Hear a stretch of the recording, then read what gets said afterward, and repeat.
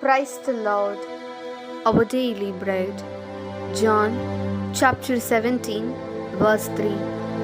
This is eternal life, that they should know you, the only true God, and Him whom you sent, Jesus Christ.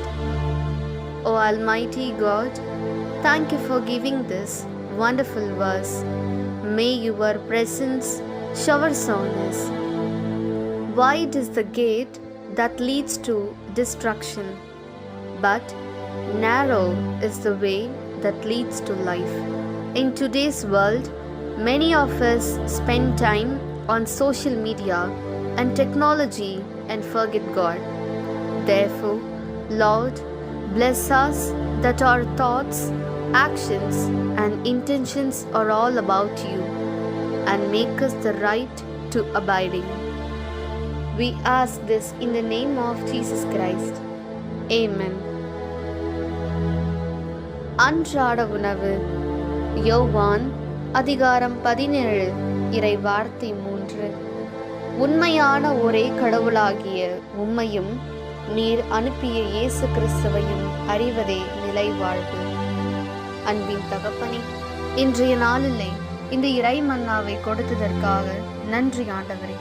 அழிவுக்கு செல்லும் வாயில் அகலமானது, ஆனால் வாழ்வுக்கு செல்லும் வழியோ இடுக்கமானது. இன்றைய காலகட்டத்தில் நாம் பலரும் சமூக வலைத்தளத்திலும் தொழில்நுட்பத்திலும் நேரத்தை செலவிட்டு கடவுளை மறந்து விடுகின்றோம்.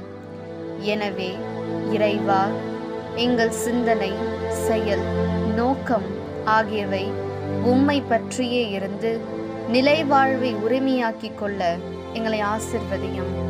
ஆமீன். அன்னன்னுள்ள போஜனம். யோஹன்னான் 17 அத்தியாயம் 3 வாக்கியம். ஏக சத்திய தெய்வமாய அவிடத்தையும் அங்கு அயற்ற ஏசு கிறிஸ்துவினையும் அறியுக என்னதான நித்திய ஜீவன். தெய்வமே, இன்னത്തെ காலகட்டத்திலே நம்மில் பலரும் இலோக மோகங்கள், சுகசௌரியங்கள், ஆடம்பரம், സെൽഫോൺ, ട്വിറ്റർ, ഇൻസ്റ്റാഗ്രാം ഇങ്ങനെയുള്ളവയിൽ ഞങ്ങളുടെ സമയം എല്ലാം ചെലവാക്കി സത്യദൈവമായ അങ്ങേ അറിയാതെ ജീവിക്കുന്നു. അങ്ങേ അന്വേഷിക്കാതെ പാപത്തിൽ മൂഴ്കി ജീവിച്ചു വരുന്ന ദൈവമേ, ഞങ്ങൾ ഈ ലോക പാപങ്ങളിൽ വീഴാതെ സത്യദൈവമായ അങ്ങേ കണ്ടെത്തുവാനും അതുവഴി നിത്യജീവനായ അങ്ങേ അറിയുവാനും അങ്ങേക്ക് വേണ്ടി ജീവിക്കുവാനും വേണ്ട കൃപ നൽകണമേ. ആമേൻ.